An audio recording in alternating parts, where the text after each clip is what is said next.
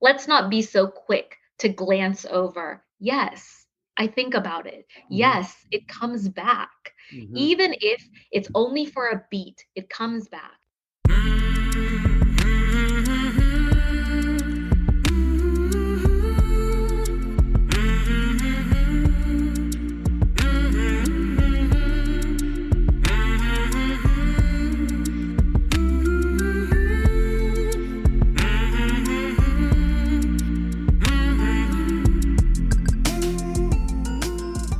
Hey there, my name is Sean, and this is Suicide Noted. On this podcast, I talk with suicide attempt survivors so that we can hear their stories. Every year around the world, millions of people try to take their own lives, and we almost never talk about it. And when we do talk about it, many of us, including me, aren't very good at it. So one of my goals with this podcast is to have more conversations and hopefully better conversations with attempt survivors. Now, we are talking about suicide, so this may not be a good fit for everyone. Please take that into account before you listen. I do hope you listen because there is so much to learn. If you are a suicide attempt survivor and you'd like to share your story, I'd love to talk. Please reach out. hello@suicidenoted.com or on Facebook or Twitter @suicidenoted. And as always, I want to thank each and every suicide attempt survivor who has joined me here on this podcast to talk. Thank you. And to everyone who listens, week in and week out, or perhaps this is your first time, thanks for listening and thank you for your support. Today I am talking with Sharon. Sharon lives in Texas and she is a suicide attempt survivor. Hey Sharon, glad we connected. Yeah, me too. Thanks for your flexibility today. Of course, this is a big part of my life, so I make time. Yeah, yeah, I want to be careful how I say this. yeah. I like talking about this stuff. Yep. Not but I don't No, I dislike. get it.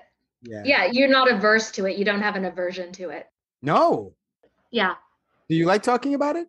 Yeah, because I think for me, because like it was so normal for me, like the thought patterns were so normal for me from before I could even remember that Hmm. like it was a shock to me when I first found out. People don't experience this the way that I do. How long back do you go where you were thinking this way, whatever that way is, which we'll talk about, but how long back does it go? Yeah.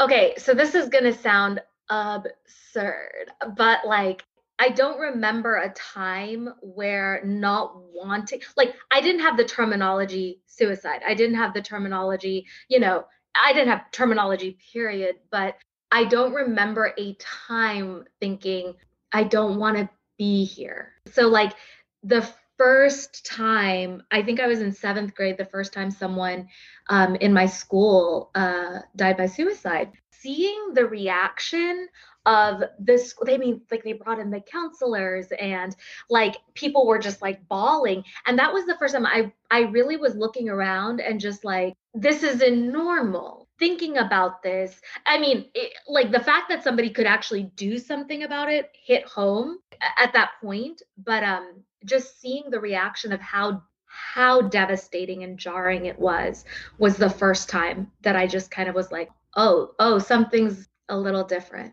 12 years old, 13 years old? Oh yeah, I was young. I was a young one. 11 in seventh grade. And were you in Texas? Oh yes. So young Shireen, am I saying your name correctly? Shireen? No, it's Sharon All right, so Sharon. with a little bit more. Yeah, there you go. With a little bit more like of Yeah. a ethnic Right. flair. So I was born in South India. My family, we come from a family of travelers. My dad moved the family to Nigeria. They were living in Nigeria. My mother birthed two of my sisters in Nigeria and then was like, listen, this bitch is getting on a plane and birthing one of these heifers in India. And so like she like at 8 months pregnant forced her way onto a plane and birthed me in India. And so we immigrated to the States when I was about 4. all right, so India, Nigeria, you're born in India. At 4 years old, you come to the States and you settle in Texas? We settled in Texas. The family went to like New York, Canada, but like for some reason it was Texas. All right, so Texas. And tell me more about being Indian in America. I think Asian immigrants in general have bought the model minority myth hook, line, and sinker. It's a myth. It absolutely is a myth. Like we were used as like tools to be like, look, they can make it. They start businesses. Anyone can in America. And it's like, it's a myth that we bought into. So there's this idea that like we are supposed to be successful. We are the academically rigorous. We go to school, we get our college education, we become doctors and lawyers and teachers, and we succeed. And how do you spin a narrative of success in a culture that shuns anything that's perceived as weakness that could bring shame to your Mm. family? And so, yeah, it's hard. It's real hard. So Yeah. when you're 11 and that person, one of your classmates, Yeah. ends their life, Yeah. and you are having thoughts that you maybe didn't have a word for, but you realize that you're not necessarily like other people, maybe. Yeah. Uh, did you have people in your life to talk to? You know, it's funny. The first time I really started talking about, because like any child who goes through life thinking maybe it would be better not to be here isn't necessarily in the most idyllic of situations. And I was always really, to the fear of my parents, very transparent about pain, Mhm. about like, and I emoted it. When you grow up in an abusive household, you can have three kids and all three kids are going to react quite differently to abuse. Some of them are like, okay, if I do everything right and perfect, maybe the abuse will stop. So they get the straight A's, they join all the clubs, they academically excel because nobody will know, right? And maybe the abuse will stop. And then you have me, like the children who are like me, who we don't know what the fuck is going on. And all we know is that something is so off Mhm. and something hurts so bad. So when we go to school, it's the one place where we have freedom. And so we emote and we laugh and we talk because at home, you're not allowed to. So we get in trouble and teachers see us as problematic and like all of the different things because you finally have a place where you're safe to be. No one's gonna hurt you. Were you in an abusive home? Oh God, underestimation of the lifetime. I mean, yes, yes, absolutely. Like, yeah, I mean, my house was awful for everybody involved, spiritually, mentally, verbally, physically, sexually abusive. I had two older sisters. They didn't experience sexual abuse. It was only until this past May where one of my sisters found out about the sexual abuse that I endured from my father because she asked me point blank. Like for the longest time, I didn't talk about it. I talked about it everywhere else. Like once I turned 18, like I was like, I'm gonna talk about this. I was sexually assaulted at 18. And at that point, I just realized that like I was spiraling and something was very wrong. And if I didn't talk about it, I just knew it was going to get worse if I didn't talk about it. And it was going to make people uncomfortable. But if I didn't talk about it, I wasn't going to make it. Some mature, I guess, awareness at 18 to realize that that's like a Yeah. game changer if you can do it. Yeah. I mean, kids of abuse are notoriously mature for their ages, Right. right? They just are like, because they've seen shit that they should never have seen. You understand the world in a way in which your rose-colored glasses were stripped away. So you see things and you get things. You might not get it and understand it fully, but you see it. The name of the podcast is Suicide Noted, so we will be getting to that thing, but Yeah. with your permission, of course. When you say that you were spiraling, like what did that look like? There wasn't really a day in my life until I was like 17 and decided to move out where like physical violence was not a part of my existence, like some pretty brutal physical violence. And I think that when you're around that type of anger and when you're around that type of violence and your parent is somebody who is extremely well respected, extremely revered in like the churches and in the workplace, and everybody looks at them, and your children are smart, articulate, really polite, and Mhm. so everybody's like, look, these parents must be amazing. So like for me, at some point, that kind of violence penetrated, and I became such an angry little person. I got in fights because the type of violence that was visited upon me was brutal. Basically, if somebody were to punch me today, I can take it. I can take a punch pretty well, and my pain tolerance is very high. And I believe this is only an assumption. It's because what I went through was so brutal, your body just sort of normalizes to pain. So when I was violent towards other people, there wasn't like a scale of violence, right? So I turned 18 and I realized I don't know how else to describe it. There was this moment where I had come back to my parents' house and I was sitting in my room and something had happened with my dad. I don't even remember what it was, but I was sitting in my room. I was just so mad and I was just so angry. And this feeling came like just across my chest. It just felt like just cold, like just ice cold. And there was this moment where it just like hit me that I was becoming him, Mm. And I was just like, holy shit. And I didn't know how to put the brakes on it, you know? And then I was 18 and I was sexually assaulted. And you leave home thinking you're going to get away from the violence. And then more violence happens. And you're just kind of like, where the hell is there a safe place in this world? Where can I find safety? I can go find an apartment. I can go find my own place. But like, I go on a date and like, with somebody who's like, I treat people like princesses, and you get raped. So when I say I was spiraling, it was just sort of this like, I was detaching from myself. I was numbing because I was like, it's too much. I didn't realize I was numbing. I was in college. I had dropped out of college for like about a year and a half. And I was bartending and hostessing all over Dallas. And then I finally went back to school and I was going to class and then I was coming back and sleeping. So 4 hours of my day I was in class. The rest of the day I was sleeping. And that was the first time like depression fatigue hit me. So I had depression fatigue, I had numbing, I had all sorts of things. And I was just outside of myself, you know? It was just sort of like witnessing myself as opposed to living. And when you're growing up, though, your two sisters, they have no idea what's going on, or some of the stuff they don't know about.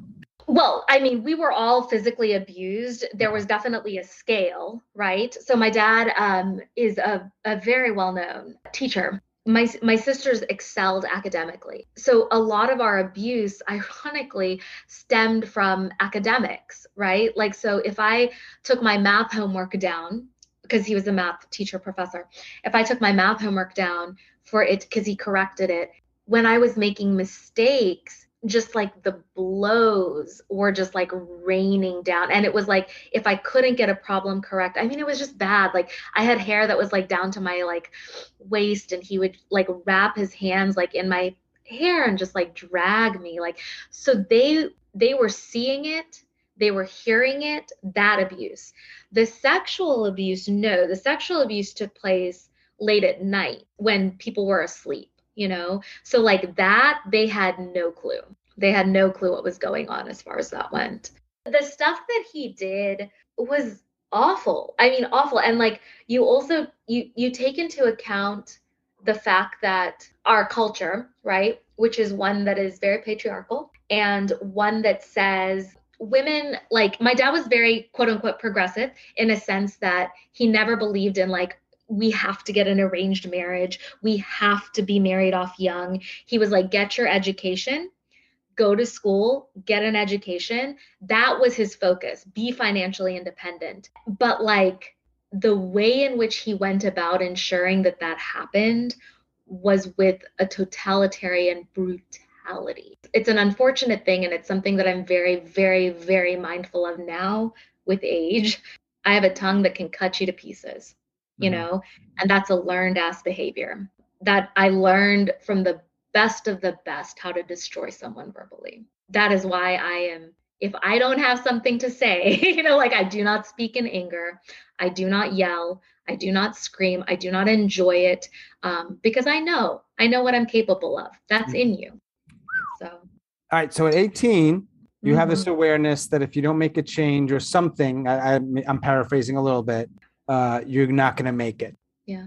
I'm also assuming at some point, I don't, might be before and or after you attempt suicide. What was the first one? How old were you at that point? A little bit before I was 17 or 17. So this was right when I left home. So my dad was, like I said, extremely abusive. And at some point, he was like, I'm not going to like correct any of your academic work anymore, because he had like this awareness that like, that's when he loses control. And, this very altruistic, I'm sure, awareness. So there had been some time where I hadn't been physically brutalized. Like there was a reprieve, a brief reprieve.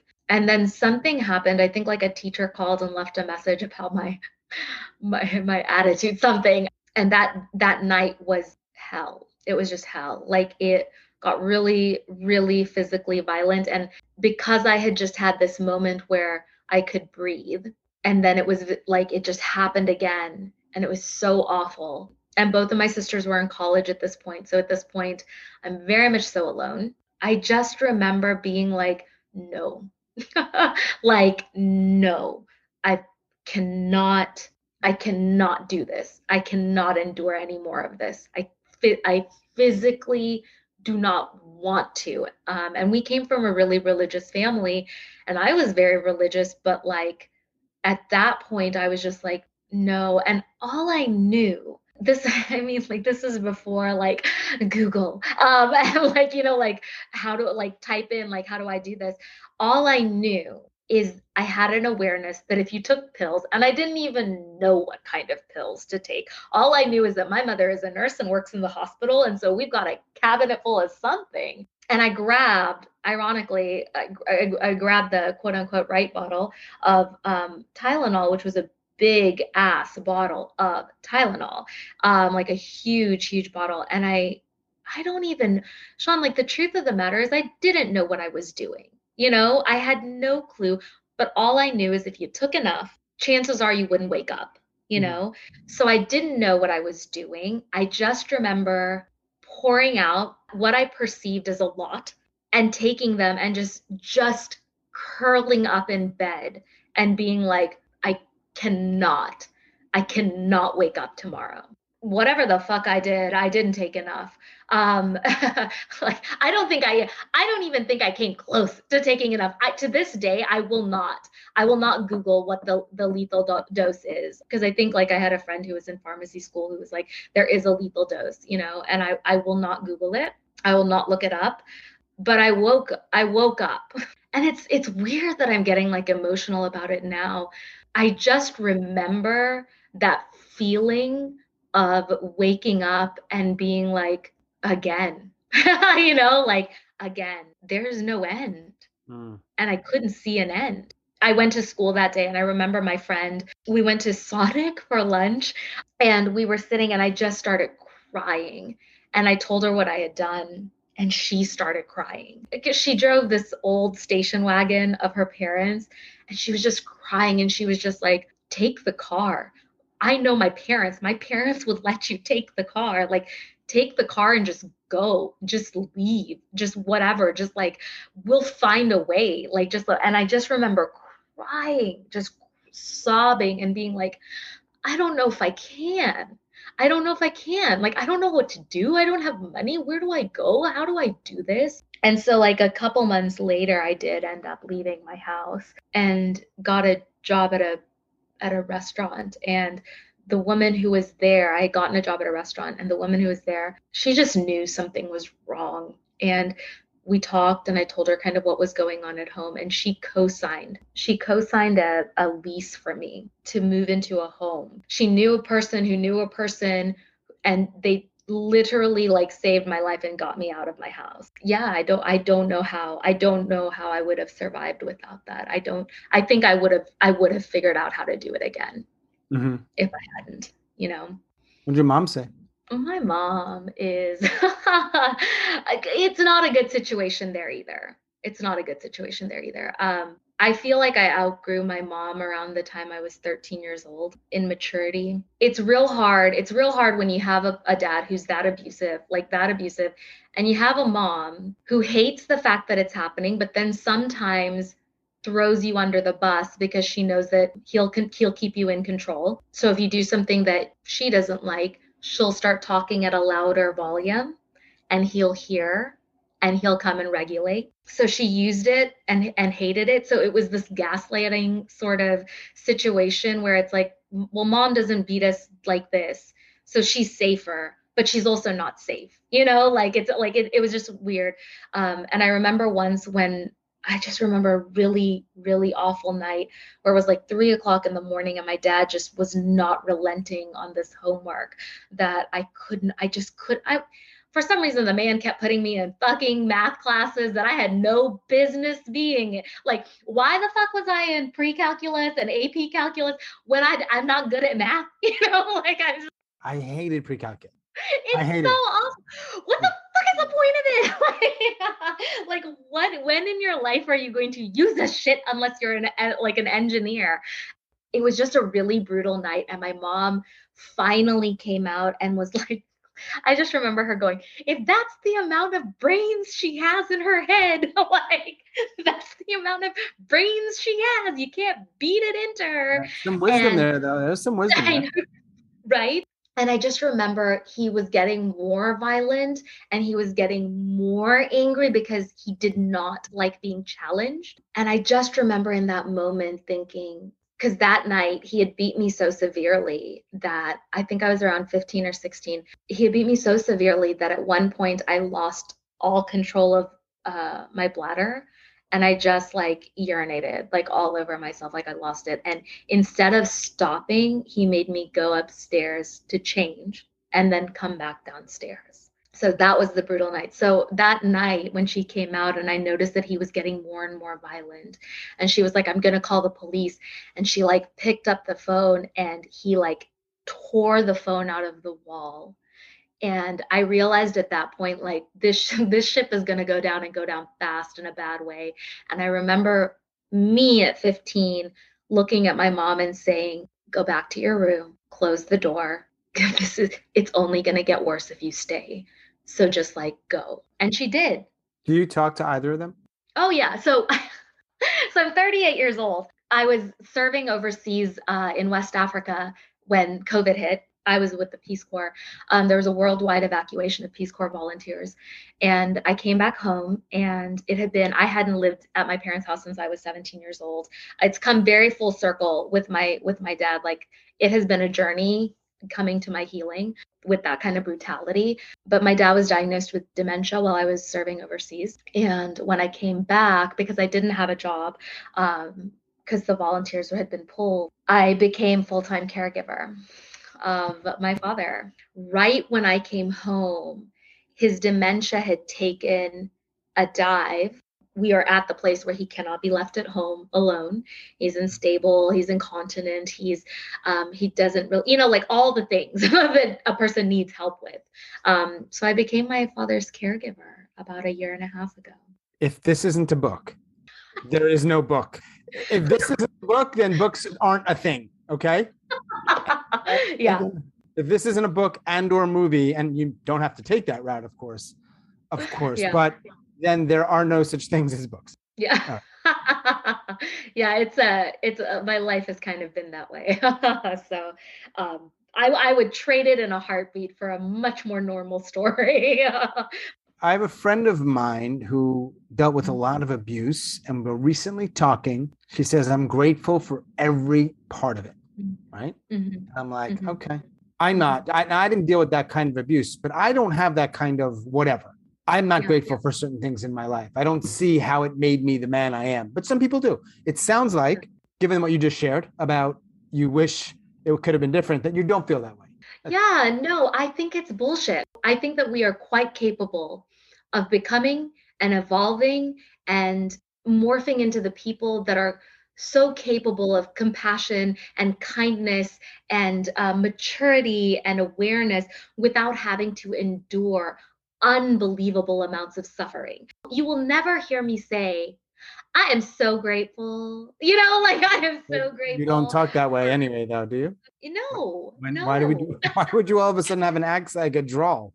Because I'm from Texas. Listen, if you get me around the church grandmothers, all of a sudden that draw's gonna come out. But yeah, like I don't subscribe to that, and I don't believe that. I think that when you go through enormous amounts of suffering, your eyes can asterisk can be open to a world that allows you and affords you compassion to understand that at all times you have no idea what the hell someone is going through. But we don't have to fucking endure that to just know that, Sure. you know? Okay. He's probably going to live for another 30 years, by the way.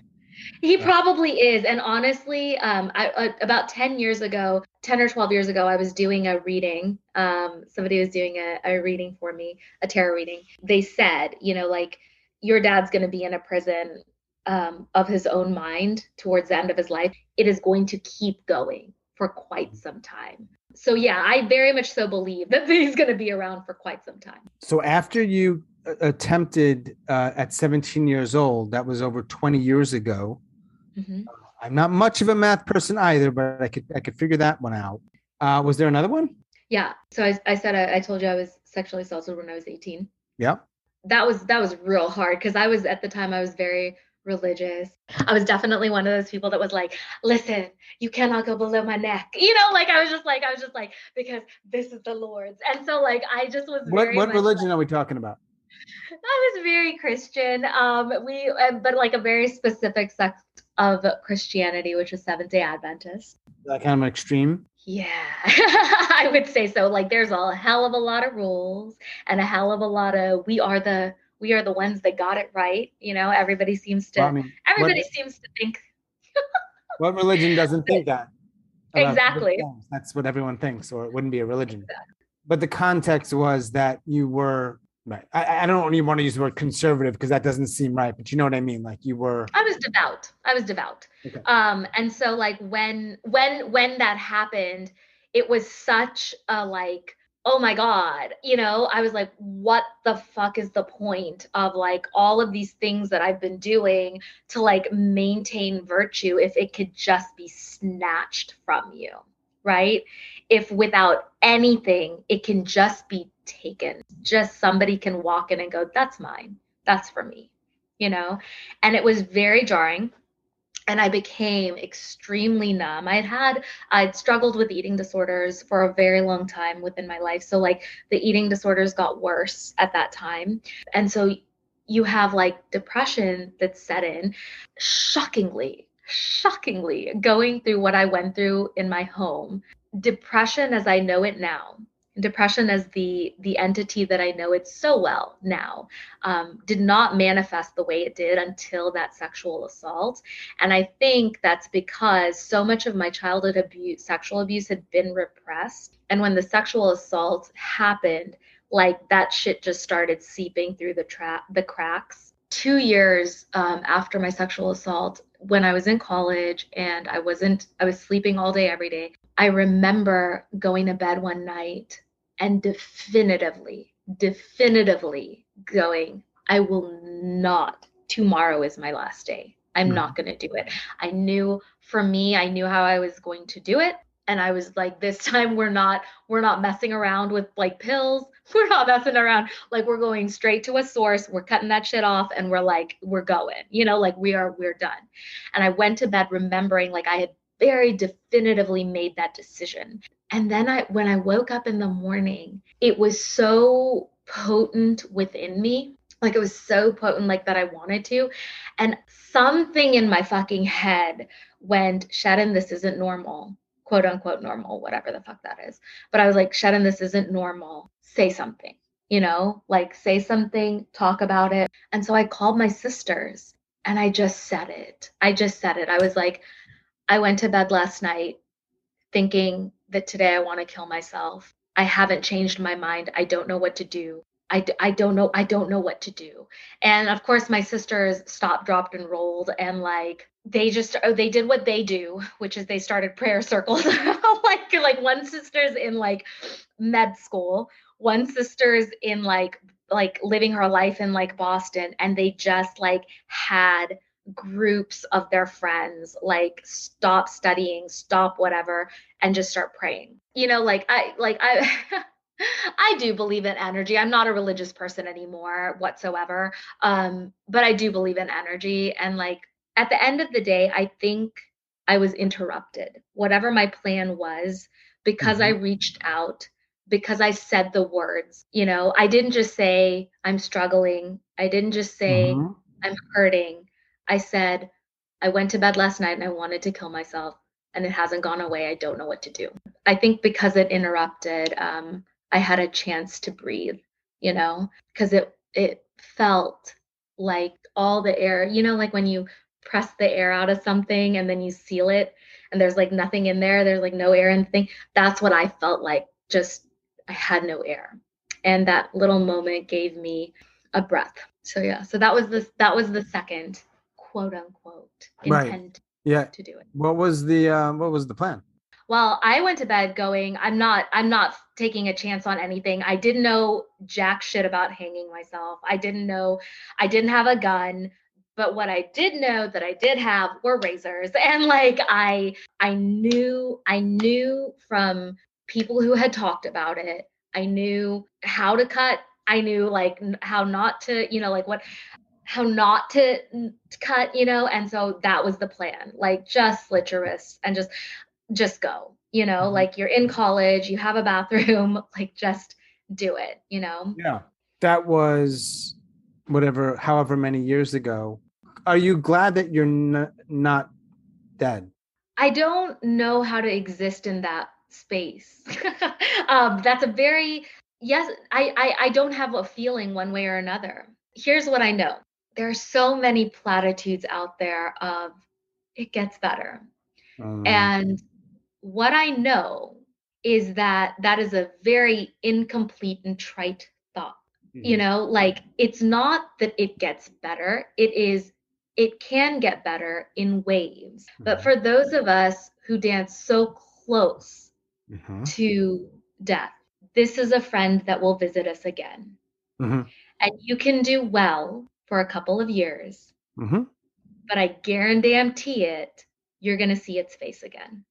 We are a part of a group of folk because people always say, right? They have this concept of suicide that, wow, what a cowardly thing to do. Have you ever been so close? Yeah, no. Have you ever danced so close to death that you would have done it? You would have taken your life?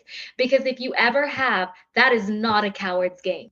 It is not a coward's game because so many people are so terrified, right? Terrified of what's the impact going to be on other people, who's going to find me, what's going to happen in the hereafter, whatever the fuck, like there's so much fear with anything definitive. you know Most of us can't even fucking commit to like a car, okay, like a person. Like you think like it's easy to commit to like ending your life. No. It's not. And so like there's this idea that is so false that it is a cowardly thing to do.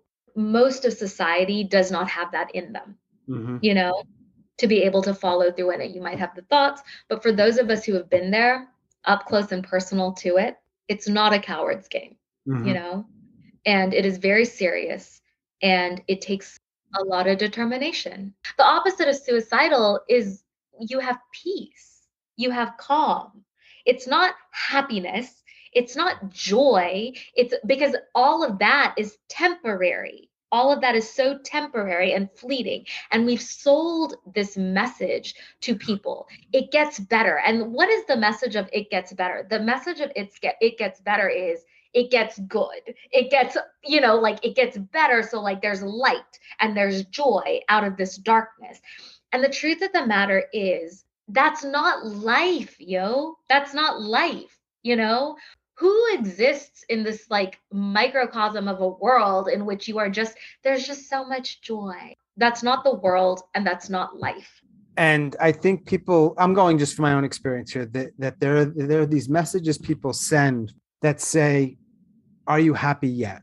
Because I get a lot of messages or people make assumptions that, oh, wow, that like that podcast you have is like doing well, however you measure that, right? Yeah, no, it is. I mean, a lot more people are hearing it. That's what I want. That's great. Which must mean, no, it doesn't mean shit. All it means is that more people listen to the podcast. Stop.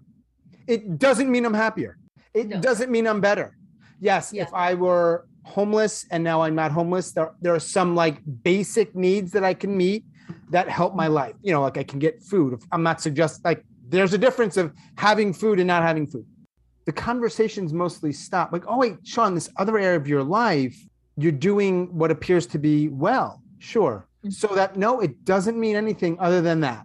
And that's a hard thing for people to understand and a hard people for them to accept, because I get the sense, well, Sean, you're just never going to be happy. And I'm going to say, yep, you're probably right. And is that not okay?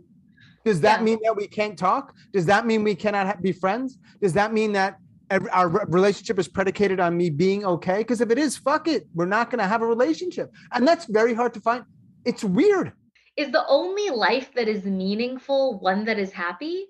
You can have meaning in life. You can have a meaningful existence and not be happy. Correct. Sure. You know, and like, and the thing is, Sean, like for me, I'm someone whose career has done very well. I am so lucky. I have headed national organizations. I've headed, like, I got into like executive directorship when I was 20 fucking 5. Like, God bless the person who thought I was capable of doing that, but like, I really shouldn't have. But like, my career has done well. I have had beautiful relationships. I have friendships in my life in which the darkest parts of myself are not off limits for seeing and talking about. I have shit in my life that is so good that doesn't indicate that all is well in my soul. Mm-hmm. You know, like that's not what that means. It doesn't matter. You can have wonderful, beautiful things around you, and still existence in and of itself is so much harder than we ever allow people to speak about. It is so hard. This life, when you feel, when you see, when your eyes are open, my God, there's so much, it's so overwhelming. You know, there's a reason why like every school of like religion and thought, and why there's like a million different meditation books on like how to get Zen, because like intrinsically we know and understand that like life is difficult, life is hard, life is like these ocean waves of emotions at all times just washing over us. And sometimes we're like, ooh, this is fun, ocean waves, and other times we're drowning in it. There's a reason people chase the art of being Zen, because it's a lot to navigate these ups and downs. Yeah. What country in Africa are you in? The Gambia. So here's Senegal, and like Gambia is like smack dab in the middle of it. I did want to know, what was your work? Because you had mentioned that you were working in restaurants, but then obviously things changed. So while I was in college, I slung some beers and served some food, and that I love that. I can always go back to that. I never have a prideful bone in my body that makes me go, oh, I can't do that again. I absolutely can. But I eventually got into, surprise, surprise, domestic violence prevention and sexual assault prevention. And so like, yeah, so I did work around, survivors of torture, childhood sexual abuse prevention. I worked for a national domestic violence organization, and local DV organizations. And then in 2017, I was so tired of being numb. Mm-hmm. I was so tired of feeling disconnected from myself. And I was like, something's got to change. You've done as much work as you can on your mental health. I really am on much better terms with my father. surprisingly. I'd carried myself as far as I could go, but I was still struggling and disconnected. So I left my job in 2017 Mm-hmm. and I took time off from 2017 until 2019 to go around the US and I pivoted my career to agriculture. And I like started volunteering on farms around the US to learn agriculture and be outside and have my hands in the dirt. I'm a very, very femme woman, but I love my hands in dirt. And I love working and I love growing. I used to have the black thumb of death. I don't anymore. I took 2 years off to take care of my brain and myself and do whatever the hell I could to be healthy and to face myself again because there's a lot of pain and there's a lot of hurt that I have yet to just sort of tap into, but I was becoming more and more numb and I recognized that space very well. So that was 2 years of working on myself. Yeah. And you were in the Peace Corps. I was in the Peace Corps and life was beautiful and it was amazing and I fucking loved it. I was like, whenever you're in the Peace Corps, they say like you get an interview, like where would you like to be placed? What kind of city? Big city, small city, big family, small family. And I was like, if I don't see another American for 2 years, that'll be great. So put me in the most remote part of Africa with no connection to volunteers. I'll be a happy, happy camper. So I was really happy. And then half a year into my service, the plug got pulled with COVID and we were yanked out. We came back to the States and then I was full-time caregiver of my father. Were you doing agricultural stuff there or violence prevention? Agricultural. No, I was agricultural, but I did start a women's girls group that was a film club that talked about, like I surveyed the girls in the village and was like, what are the things that y'all are interested in? What are the things that y'all want to talk about? And you get girls talking. I don't care what country you're in. They're just like, this is what I want to talk about because like women are repressed all over the world. So you gotta get them into a place where they can talk and they're gonna talk. So I started a film club where they could see videos of kids from all over the world in similar circumstances, just different types of villages, but who were accomplishing things that everybody said that they couldn't. You must miss them. I to this day, I don't even know how to talk about it. Like leaving and being pulled out is a grief I don't even know how to convey. Mm-hmm. You know. Question. These are short answers. This is the short answer time. Why do you listen to this podcast? Because we don't deserve to be alone. Why did you choose to talk to me today? Because we need to normalize these conversations. My God, I love this game now. I love the short thing. Will you try to end your life ever in the future, do you think? Probably. How often do you ideate, however you define that? Quite regularly. Twice I've used psilocybin. Psilocybin helps. But yes, I ideate regularly. Short. My next question is what helps? I swear, I'm looking. So yeah, psilocybin helps. Music helps. I'm very, very mindful. I want to say that with huge, huge warning signs around it. It is not for everyone. But psilocybin has been very helpful. I don't do microdosing. I do like a macro motherfucking dosing. yeah, like Terrence McKenna heroic dose kind of dosing. Right. Do you believe in God? I believe in the universe, and I believe in our interconnectivity, and I believe in energy. What is one myth you'd like to dispel? We're still in the short answer part of this show. I didn't say this was going to be fair, Sean. One, the concept of it gets better. It's trash. It's trash. And we got to eradicate the fuck out of that. Okay. Because even as survivors, we are so quick to say that shit, like, and I hear it and I'm just like, y'all, like, I know that this is your experience, but like, it's a dangerous, dangerous thing to say. And we got to get better at saying it. Whatever the fuck we say. How many people in the world know that you tried to end your life 1 or 2 times? I'm very, very open about it. My siblings do know about it. My parents do not, because why? But every single person who I have ever dated, Every single person who I am friends with, it is something that I do talk about. How many people do you have in your life? And this is kind of related, I suppose. Well, right now in your life where you could talk about difficult things and feel at the end of that conversation like, okay, they heard what I had to say. They engaged me in a way that was helpful or useful. I'm one of the luckiest motherfuckers in the world because every damn one of them that's in my life. Wow. Well, that's probably why they're in your life. Yep. I would. It's a small circle. It's a small, small Yeah. circle, but they are every damn one of them. Nice. All right. So let's talk about myths. The whole, like all of that shit that's like suicide is a temporary solution to a permanent solution to it. Temporary. No, stop it. It is not temporary. The shit is not temporary.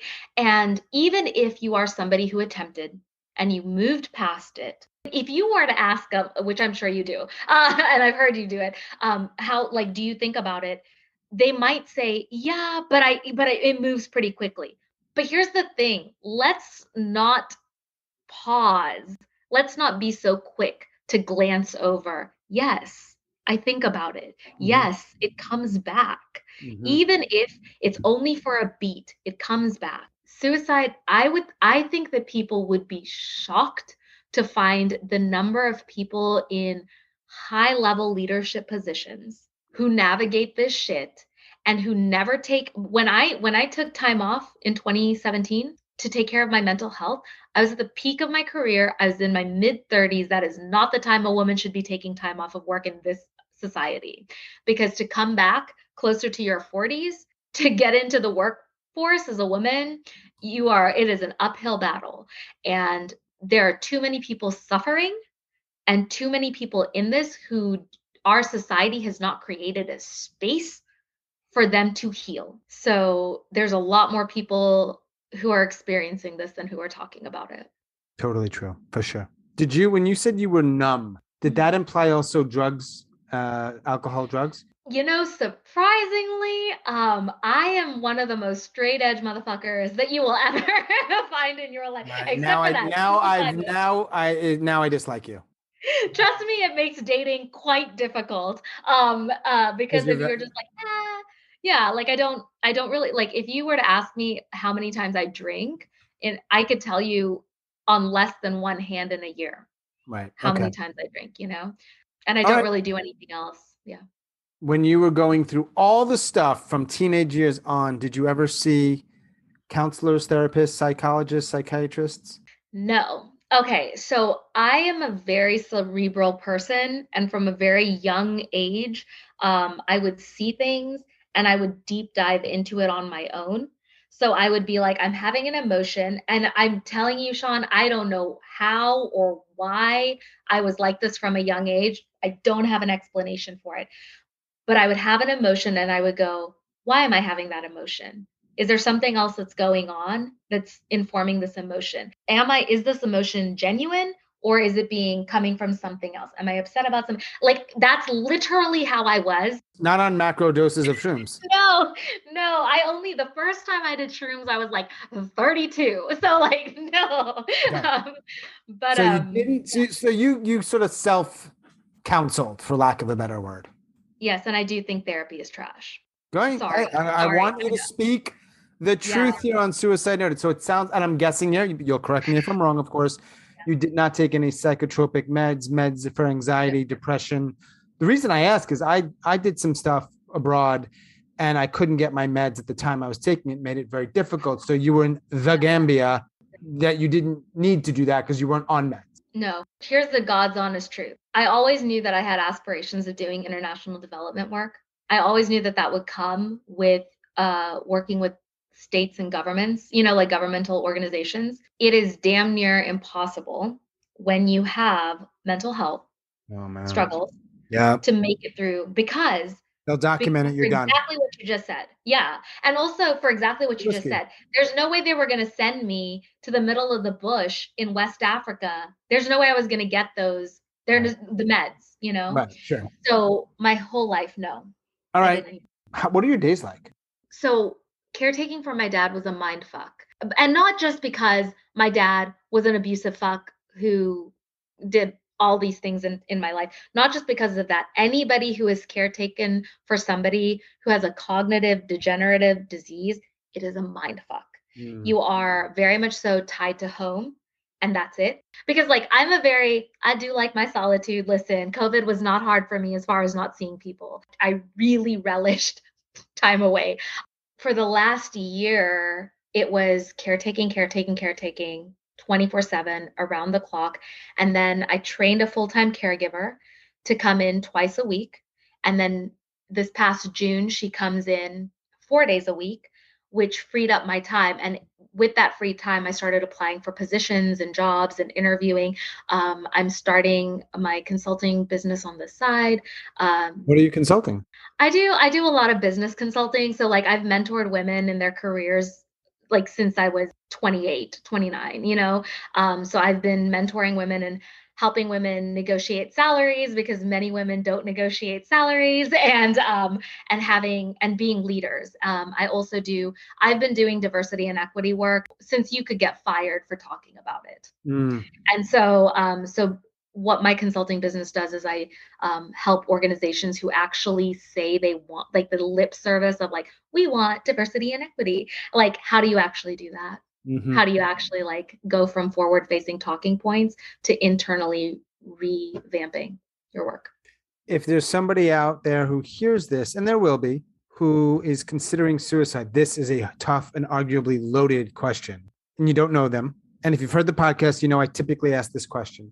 Do you have anything you could say to them? I don't know if you're going to like this answer. I'd like honesty.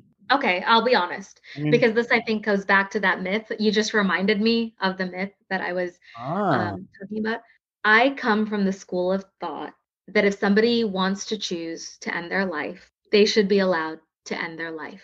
mhm, mhm, I think the saddest part of suicide mhm, is the fact that people have to do it alone. mm, They have to face that choice mhm, in solitude, mhm. with fear, possibly, and alone with such uncertitude. And in this life, we deserve the dignity of choosing our exit. And I am lucky. I am a lucky, lucky bitch because I have friends and we have had this conversation. My friends and I have had this conversation because I'm not the only one that struggles with suicidal ideation. We really support each other through it. But I have had the conversation with every single one of my friends. If this is an option, Mhm. if this is where you are, don't do it by yourself. You deserve to have someone holding your hand. You deserve to have someone telling you that you tried your fucking hardest, Mhm. you know? And you don't deserve to be alone. I don't have a problem with that. I do wonder in some states if you can go to jail for that. Not that I would. Absolutely. Yeah. I'm sure you could. I'm like, listen, like legalized suicide is not something that is a reality in all states. So the Yeah. last question, and then I'll open it up to anything else you want to add, and then I'll thank you, and then we'll go about our days. All right. So now the person who's listening doesn't want to end their lives, or maybe they do, but it's really good for the person who is in a position of support. That's all you get. What do you say to them? The person who's supporting someone who is. Yeah. Yeah. Yeah. I think we live in a world in which we have internalized this message of like, people's shit is just too much. It's too much for us. You can hold space for someone. There are ways in which you can hold space for someone without it just derailing your whole ass life in the way that like we think we have this concept of like, if I hear this too much or if you talk about it too much, like I just can't. You don't have to have a goddamn solution for anything. Mhm. Nobody came to you for the mystery of the answer to life or how to keep lifing. Right, No, that's right. not why anybody came to you. That's what You Google's know, for anyway, dude. exactly. There are enough things out there, enough books out there, enough whatever out there that you can direct someone to if that's what you think they need. Right. But at the end of the day, there's a quote, there's a saying that one of the most precious things that you can ever give to anyone is to be a witness to their life. Mm. And our lives are not pretty. Our lives are not clean and tidy and Instagrammable. Our lives are so complex. It's okay for someone to have and hold complexities that you don't understand. Like I said, no one's looking for you to have a goddamn answer. Just hold space. And if you can't talk about it and you don't have the quote unquote capacity to talk about it, tell them, hey, I'm doing some stuff. Would you like to come over to my house? You can like watch a movie, you can read a book, you can journal. I'm going to be doing my own thing, but come to my place, sit on my couch, be around me. Don't be alone. Like you don't have to interact. Just be present. And you don't have to do a goddamn thing to be present. Fold your damn laundry, watch a movie, who cares? But show up. People deserve to be seen. Yeah. Of 1,000 people, or maybe hundreds, a better number, that hear that, fewer than 5 will do it. Yeah. When people say to me, like, and it doesn't happen much because people are astoundingly not curious. Like, what have you learned? I'm like, that's like the thing that what you just said. That's the thing. Of all the things I've learned, and I didn't really learn it. It was just more of a reminder in a year and a half of doing this. That's it. I have a different way of saying it. I'm a little bit more aggressive. And if you heard the podcast, my way is like, number one, shut the fuck up. Yes. Because I can't stand the word listen. Not that I have a problem with the word listen. It's that clearly no one knows what the fuck that means and you don't want to do it. So here's something much more tangible. Listening is a little bit tricky to measure. What I can measure is if you're talking. Because you can't do the other stuff if you're yapping away. Ironically, the man who talks a lot is saying this, I know. Until you can do that, man, I don't know. But we like to talk. Yeah. And it's really tricky because you got people, maybe you're one of them, that get paid a huge amount of money to talk well and eloquently, put their ideas together and communicate them verbally. We get huge amount of money, millions of dollars to solve problems and fix things, millions, right? We need those people in the world. We compensate them. Huge. Doesn't really work in this sphere though. So how do you turn that off? I'm being fucking rewarded for this skill set. Now you're telling me not to do that? And I'm like, yep. I think, like I said, I think that we've got to start talking about this because we're dying. Yeah. We're dying and we're sad and we're alone. Many, many, many of us who have these thoughts are alone. And we don't deserve that. We don't deserve to be alone in the things that people find hard to look at. So thank you. Yes, my pleasure. Thank you. I'm glad you found the podcast and then reached out. I think that you've tapped into something that is your purpose and your meaning. And random note, your intro and outro music is the only intro and outro music that I can listen to. Really? Usually it's so good. Excellent choice. It's very well done. And you have a gift for this. And thanks. Yeah. Thanks, Sean. All right. Have a good day, Shannon. Thanks.